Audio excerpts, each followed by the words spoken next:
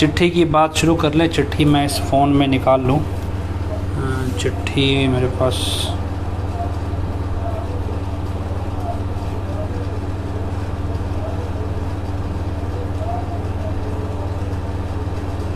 आजकल चिट्ठी आती है तो एडम ब्लॉक के भक्तों को प्रॉब्लम ये होती है, वो चिट्ठी की खुशी मनाने से पहले ये ढूंढते हैं भी इस चिट्ठी में अब गलती कौन सी निकाली जाएगी। मतलब उनको परेशानी इस बात से हो जाती है भी यार इस बार फिर एडम ब्लॉक ने लिखने में गड़बड़ कर दी, अब ये वाली गलती फेथ वर्सेस वर्डिक्ट वाले पकड़ लेंगे।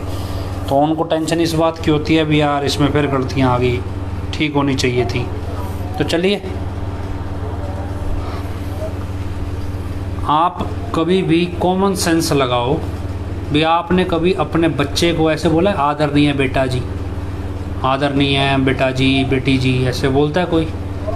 अब क्या है कि इस चिट्ठी में सबसे पहली लाइन, हालांकि तो पहले भी आती रही लेकिन फिर भी चलिए, आदरणीय माता जी तो समझ में आता है, आदरणीय प्यारे बच्चों, आदरणीय ट्रस्ट प्रबंधक सेवादारों, ये कहाँ से है?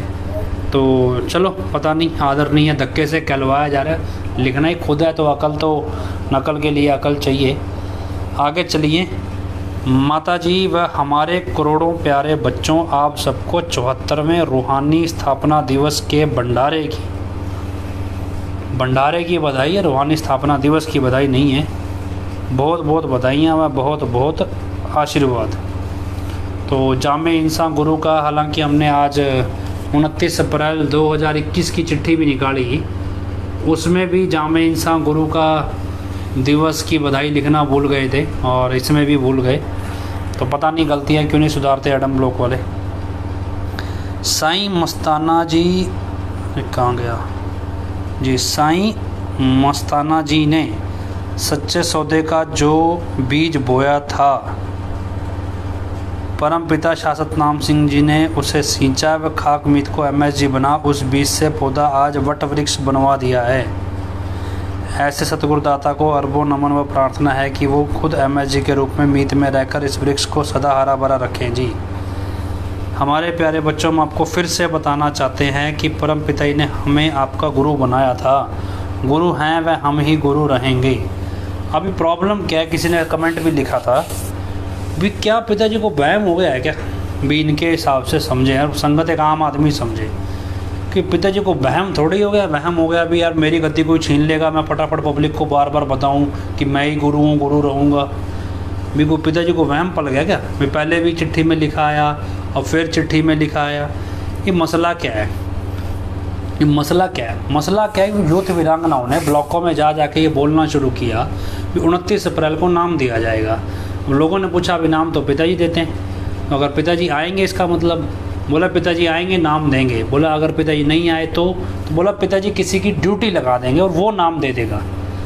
मतलब इतनी कैजुअल कर दी थी ये बात। नाम जाम समितियों की मीटिंगें लेने लग गए, उनकी लिस्टें बनाने लग गए, उनको बोला गया बाकायदा।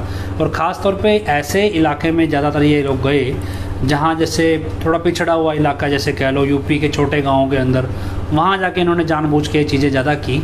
लेकिन हर तरह का बंदा हर जगह होता है। अब जब इतनी बात करोगे तो अच्छे खासे आदमी को भी पता चल जाएगा भी कुछ तो गड़बड़ है, भी इसका मतलब कोई ना कोई तो गद्दी पे बैठना चाह रहा है। अब ये बात तो संगत में पनप रही है, संगत में अफवाह पनप रही है। हनीप्रीत ने इंस्टाग्राम पे सफाई दे दी, पिताजी को थोड़ा ही कोई कह रहा है भी आपकी गद्दी छीनेंगे हम। तो इसका मतलब क्या है? भी एडम ब्लॉक पिताजी को जाके भी बोल रहा है भी आपकी गद्दी छीनने वाले हैं जी, मतलब आपकी गद्दी छीन लेंगे, या फिर क्या पिताजी के ऊपर दबाव बनाने गए थे कि भी आपकी गद्दी हनीप्रीत को दो। वरना पिताजी को सफाई देने की क्या ज़रूरत है? भी मैं ही गुरु हूँ भैया, किसी और को मत मान लेना, बार बार रिमाइंडर दे रहा हूँ। अब इसमें क्या लिखा है, कहाँ गया? हमारे प्यारे बच्चों, हम आपको फिर से बताना चाहते हैं कि परम पिताजी ने हमें आपका गुरु बनाया था। पहली बात तो पिताजी अपने आप को गुरु कहलवाते नहीं थे, पिताजी अपने आप को सेवादार दास कहलवाते हैं। तो पिताजी ऐसे बोलते हैं भी परम पिताजी ने इस दास की ड्यूटी लगाई थी, ऐसे बोलते हैं पिताजी अपने आप को संबोधन में। गुरु तो कभी कहते ही नहीं है, तो संबोधन अपने आप को ऐसे ही करते हैं, छोटा अक्षर इस्तेमाल करते हैं। गुरु हैं व हम ही गुरु रहेंगे, किसी के बहकावे में आप मत आया करो। आपको किसने कहा कि गुरु बदल जाएगा? हमने तो बोला भी शूत वीरांगनाओं ने शोर मचाया भी कोई बंदा है जिसकी ड्यूटी कोई बंदा नाम देने वाला है 29 अप्रैल को, भी उसकी ड्यूटी लगाई जाएगी। हमने थोड़ी बोला, तुम्हारे 45 मेंबरों ने जा जाके ब्लॉकों में बोला। लोगों कौन से आदमी के अंदर शक पैदा नहीं होगा कि ये ऐसा कुछ है, भी इसका मतलब कोई गड़बड़ है। अब आगे क्या लिखा है इसमें, किसी के बहकावे में आप मत आया करो। किसने बहकाया? बहका कौन रहा? आप ही के 45 मेंबर जाके बहका रहे हैं भी दूसरा आदमी नाम दे सकता है। जब आप ब्लॉकों में जाके बोलोगे और आप ही कह रहे हो बहका, और उसके बाद ये भी बोल रहे हो बाद में संगत को कि भी बहकाने वाले फेथ वर्सेस वर्डिक्ट वाले हैं, है ना। अकल नकल के लिए अकल चाहिए, अकल होती तो यहाँ थोड़ी होते। वचन सिर्फ और सिर्फ गुरु के ही होते हैं, बाकी सबकी तो सिर्फ बातें होती हैं। तो आपको गुरु के वचन कौन बताता है? ब्लॉकों में नाम चर्चा में आके आपको गुरु के वचन कौन बताता है? भी गुरु ने ये वचन किए हैं, गुरु ने ये वचन किए हैं। तो ये 45 मेंबरों ने अपने खिलाफ चिट्ठी लिखी है क्या एडम ब्लॉक ने? गुरु के वचन बताने आपके ब्लॉक में कौन आता है? भी ये पिताजी ने वचन किए हैं, इतने पैसे दे दो, ये वचन किए हैं, यहाँ घुस जाओ, यहाँ बस पकड़ के चले जाओ, यहाँ ट्रेन में बैठ के चले जाओ, ये कभी आज फल फ्रूट बांट दो, कभी आज बैनर लेके टीके लगवाते फिरो। तो कौन बता रहा है ये? तो गुरु के वचन गुरु ही बताएगा ना। बंदों की तो बातें होती हैं, यही तो लिखा है इसमें। वे आपको जो ये ढकोसले आके नाम चर्चाओं में कर रहे हैं तो बातें होती हैं, वचन थोड़ी होते हैं। वचन कौन कर रहा है गुरु के नाम पे? 45 मेंबर ही तो कर रहे हैं, वही तो आपको गुरु के नाम पे वचन सुना रहे हैं ना। नए नए तो अब इसमें खुद ही लिख रहे हो। वे समझ नहीं आता भी क्या इनकी आपसी अंदर लड़ाई बच गई है या 45 मेंबर कुछ ज़्यादा ही वचन सुनाने लग गए हैं, जो चिट्ठी में स्पष्टीकरण लिखवाना पड़ रहा है इनको तरीके से भी 45 मेंबरों के वचनों पे अब संगत भरोसा ना करे। चलो बाकी हो सकता है अभी कुछ हमने सारी पॉसिबिलिटी पहले बता दी थी तो लिखने को कुछ मिला ही नहीं, भी अब लिखेंगे तो पकड़े जाएंगे। चलो आगे देखते हैं। बाकी सिर्फ बात, गुरु वचन गुरु को सतगुरु जी हुक्म देकर करवाते हैं, ना कि गुरु किसी भी बंदे के कहने पे करते हैं। हाँ तो अब ये चीज़ है। अब मसला ये, पिताजी के वचन आप सत्संग में सुनो, पिताजी क्या बोलते हैं? हुक्म ईश्वर का होता है, सतगुरु का, ईश्वर का, भगवान का होता है। संत माइक होते हैं जो बताते हैं। यहाँ क्या लिखा है? गुरु वचन गुरु को सतगुरु जी हुक्म देकर करवाते हैं। ईश्वर का हुक्म होता है, संत बताते हैं, ठीक है। और गुरु किसी भी बंदे के कहने पे, ना कि गुरु किसी भी बंदे के कहने पे करते हैं। हाँ तो अब गुरु ने तो वचन किए थे रोहतक में सफाई अभियान कर लेना, किया, वो तो बंदे के वचन नहीं ना होंगे फिर आपके हिसाब से। गुरु के वचन थे तो भैया ब्रह्मांड पलट जाए, अप्रैल के महीने में सफाई अभियान होना चाहिए था ना। तो लिखा था ना उसमें अप्रैल के महीने में संगत सफाई अभियान करना चाहती है, तो किया क्यों नहीं?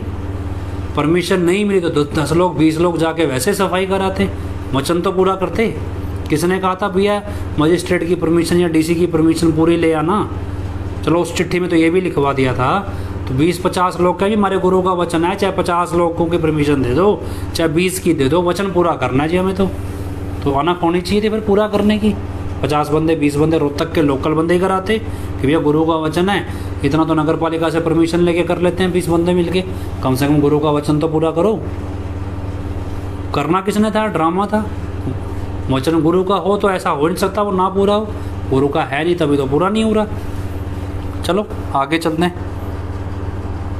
अलग अलग राज्यों में जो आप लोगों ने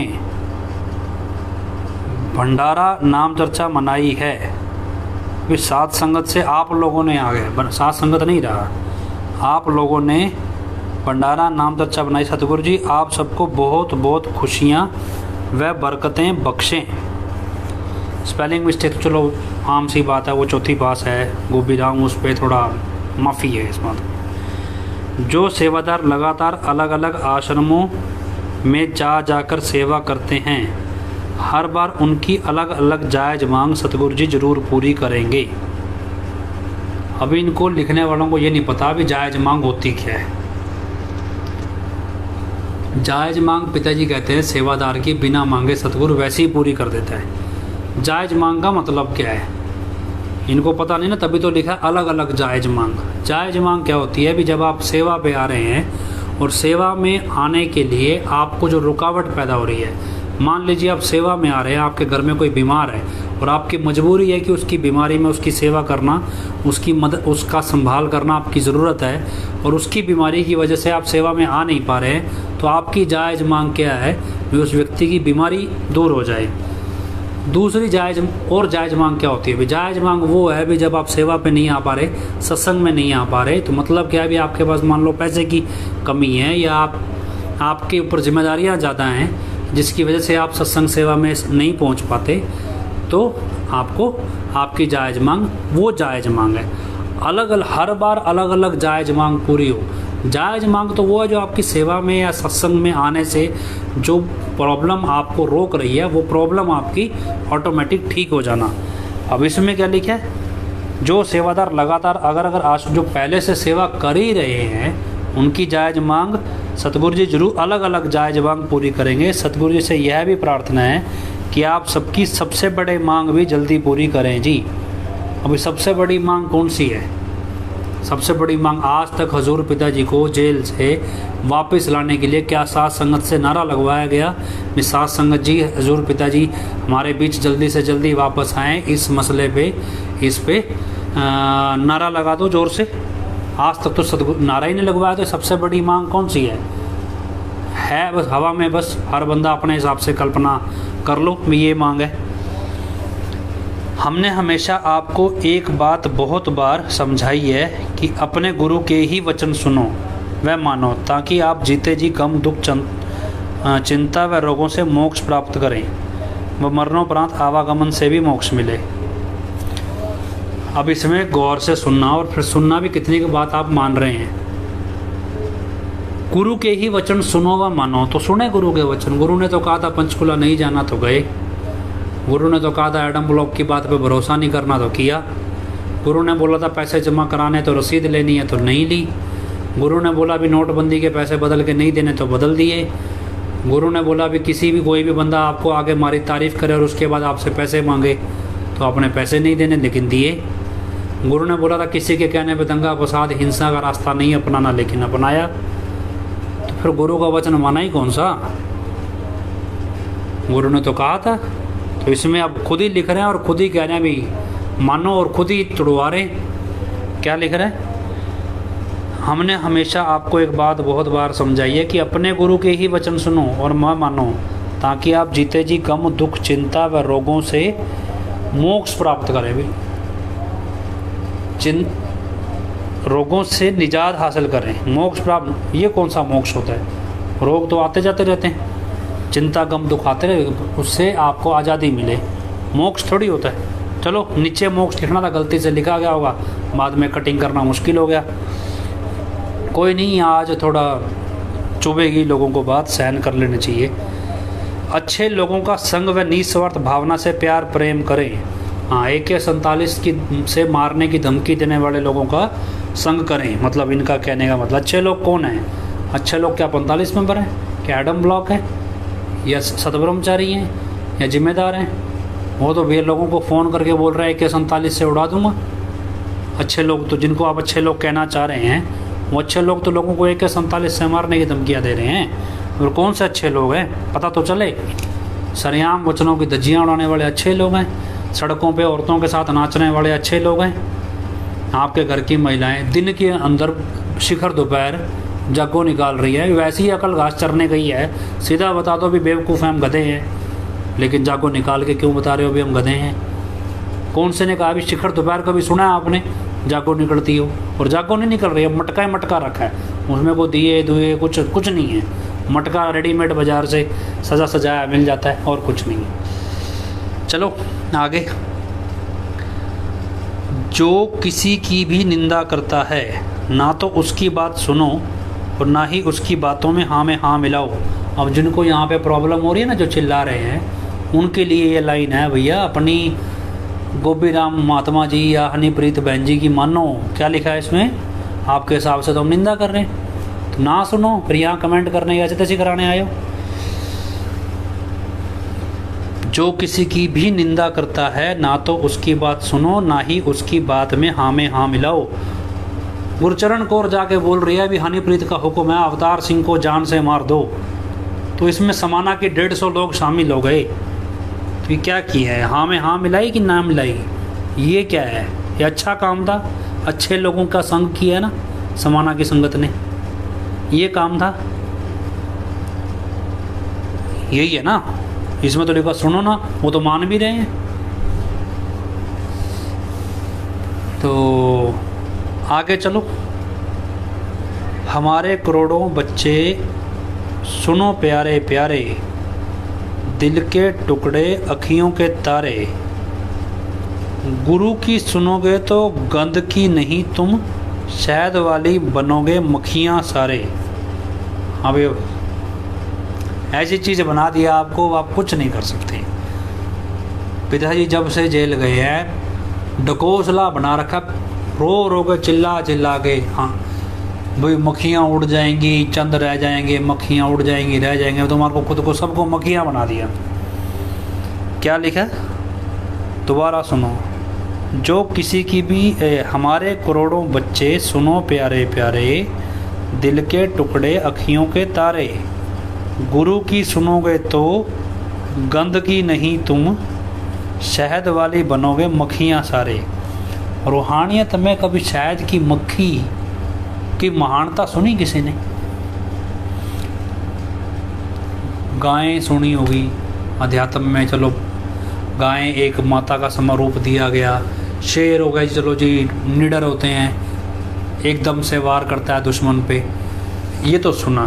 मक्खियाँ, मधुमक्खी कह लो सीधा सीधा। मधुमक्खी की कैटेगरी कौन से संत ने दी है इतिहास में कभी? तो हनीप्रीत के भक्तों को आज नई कैटेगरी मिली है। मक्खियाँ मतलब मक्खियाँ तो हो, गंदगी ना होगे मधुमक्खी हो जाओगे। मक्खियाँ तो बना ही दिया ना, मक्खियाँ उड़ेंगी कैसे? मधुमक्खी क्या होती है? मधुमक्खियाँ झुंड बना के शहद के चारों ओर चिपकी रहती हैं, शहद वाले छत्ते में शहद इकट्ठा करती हैं। वैसे कैटेगरी आपको बिल्कुल सही दी है। क्या दिया है भी? मक्खियाँ हो आप शहद वाले, भी घर में शहद इकट्ठा, मतलब पैसा इकट्ठा करो। फिर 45 मेंबर आएगा धुआं करने, भैया शहद इकट्ठा हो गया, इस घर में तनख्वाह आ गई या फिर फसल कट गई।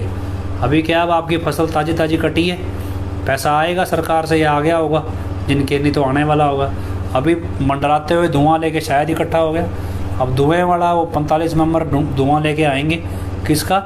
हनीप्रीत के वचनों का। फिर बोलेंगे ये गुरु के वचन है, धुआं लेके आएंगे, धुआं मारेंगे। भैया जितने पैसे आए हमारे को भी दो, हमारा धंधा भी तो चलाओ, हमने भी तो परमार्थ के नाम पे धंधा करना है। ये हमारा अखबार खरीद लो, हम हमारी पत्रिका खरीद लो, हमारा MSG का प्रोडक्ट खरीद लो, ये हमारा फलानी कंपनी की दवाई खरीद लो। तो ये हमारा अब नई कोई बाज़ार से खेतों खुतों का सामान खरीद के सब्जियाँ वो चल पड़ेगी तेरे आवास के नाम पे। मतलब क्या है, सारा कुछ है। अब आपको बना दिया शहद वाली मक्खी। दूसरे ट्रैक पे देखो हनीप्रीत, हनी क्या होता है? हनी भी तो मक्खी, वो शहद होता है। तो हनी मतलब शायद हनी वाली मक्खी है। तो अब आपको हम तो वैसे ही कह रहे थे, अब तो हम सरेआम कहेंगे मैं, अब तो आप हनी की मक्खियाँ हो। अब हम आपको क्यों कहेंगे दिहाड़ीदार या अंधभगत? अब तो हनी की मक्खियाँ कह सकते हैं। डंक भी मारती हैं ये हनीप्रीत की हनी की मक्खियाँ, और झुंड में रहती हैं, पैसा इकट्ठा करती हैं, शहद जमा करती हैं, धुआं आके कोई उड़ा जाता है और शहद खींच के ले जाता है। तो अब जितना भी कोई व्यक्ति यहाँ पे आपको दिखे कमेंट करता हो, हनी की मक्खियों से सावधान रहना जी, अच्छे से। वैसे हंसी नहीं रुक रही है ना। गुरु की सुनोगे तो गंद की नहीं तुम, शहद वाली बनोगे मक्खियाँ सारे। मतलब कमाल है, मक्खियाँ ही लिख दिया। चलो अभी मक्खियाँ कब उड़ेगी? वो तो लगे हुए मक्खियाँ उड़ाने, अब खुद ही मक्खी बन गए। इस पावन भंडारे के दिन हम अपने बच्चों से आप सबके सिर, हम अपने वचनों से आप सबके सिर पर अपना हाथ रख रहे हैं, आशीर्वाद के रूप में हाथ रख रहे हैं। नारा लगाएं। मतलब पिताजी आपको आशीर्वाद कभी दे तो आपको सामने से बोलते भी नारा लगाओ मैं आपको आशीर्वाद दे रहा हूँ। अजीब नहीं है? कि पिताजी कभी आपने देखा हो पिताजी आशीर्वाद दें तो साथ में बोलते भी ये लोग बेटा आशीर्वाद नारा लगाओ, बोलते नहीं ना बोलते। तो मानवता भलाई का नया कार्य, अनाथ बेसहारा बुजुर्गों की संभाल करेंगे। तो ऐसा है, सबसे पहले तो माता जी की संभाल करनी चाहिए जिनको उनके घर से निकाला जा रहा है। बेसहारा तो हो गए, वो सहारा कौन दे रहा है उन्हें? कोई भी तो नहीं दे रहा। तो माता जी के नाम पे तो चिट्ठी आ रही है और माता जी के ऊपर ही बैठ रही है। अभी माता जी क्या उन्हीं के घर से उनको निकलने का ऑर्डर दे दिया भी निकलो। और इसका नाम अनाथ मातृ पिता सेवा, मातृ पितृ सेवा पिताजी ने पहले बनाया था। अनाथ वृद्ध आश्रम भलाई कार्य ऑलरेडी है, कौन सा नंबर है वो पता नहीं मुझे, याद हो आपको। पिताजी ने अनाथ वृद्ध आश्रम के नाम से एक मुहिम पहले चलाई है। अनाथ मातृ पितृ सेवा, माता पिता थोड़ी अनाथ हो जाएंगे हमारे। माता पिता की अनाथ माता पिता सेवा, मातृ पितृ क्या माता पिता होते हैं, संस्कृत में लिख दिया आपने। अनाथ माता पिता सेवा भी जरूरी थोड़ी है। पिताजी ने बोला था अनाथ वृद्ध आश्रम, ताकि जो छोड़ने जाए वहाँ पे लिखा हो अनाथ। हालांकि पिताजी ने वृद्ध आश्रम बनाने से मना किया था कि वृद्ध आश्रम नहीं बनाने हैं, लेकिन अगर बनाओ तो उसमें अनाथ वृद्ध आश्रम लिखो, ताकि छोड़ने जो आए उसे शर्म आए कि इनका कोई वाली वारिस नहीं है। अब उसी को दोबारा ज़बरदस्ती 139 बनाना है तो अलग बात है। आपके MSG गुरु का आपको आशीर्वाद जो आपकी झोलियां भर देगा। मतलब ये बताना पड़ रहा है कि झोलियां भरेगी, खाली नहीं होंगी इससे। हाँ, क्योंकि हर बार चिट्ठी तो पैसे लूट के ले जाती है, इस बार चिट्ठी झोलियां भरेगी, ये चिट्ठी में लिखा गया है। नहीं तो पब्लिक के दिमाग में बैठ गया था कि ये चिट्ठी आ गई, अब फिर 500-700 का खर्चा तैयार। पहली चिट्ठी आई तो बड़ा गेट के ऊपर तेल चुहाया जी, वो तेल डुला रहे हैं जी गेट के ऊपर, बड़ी आरतियाँ उतारी। दूसरी चिट्ठी आई तो आरती ख़त्म हो गई, तेल ख़त्म हो गया, चलो वैसे ही। पहली चिट्ठी में तो रेड कारपेट भी लगे थे, बड़ा कुछ होया पहली चिट्ठी में। तो धीरे धीरे करते करते अब तो उठाया जेब में पाया चल दिए। अब तो पहले 500 रुपये का फ्रेम था, फिर 400 का हुआ, अब धीरे धीरे करते करते वो 40 रुपये का कैलेंडर हो गया है, मतलब इतना नीचे आ गया है। तो खैर ये है चिट्ठी। और चिट्ठी में कुछ चीज़ें ऐसी हैं वो शायद अभी कानूनी तौर पे जो चीज़ें हैं वो अभी नहीं डिस्कस करेंगे, लेकिन कुछ चीज़ें आज नाम चर्चा बड़ी इंटरेस्टिंग हुई। डेरे में लाखों शादियाँ हुई होंगी, हज़ारों हुई हैं, लाखों हुई हैं। आम छोटे से आम बंदे को भी पता है कि जब शादी होती है तो लड़की पहले वरमाला डालती है लड़के के, क्योंकि हिंदू धर्म या धर्म का रिवाज ये होता है भी लड़की अपना वर चुनती है, इसलिए पहली जो वरमाला डाली जाती है या जो दिल जोड़ माला हम कह देते हैं डेरे में, वो लड़की डालती है। आज क्या वो आदिवासियों की शादियां करा रहे थे, होगा जी पहले लड़के माला डालेंगे।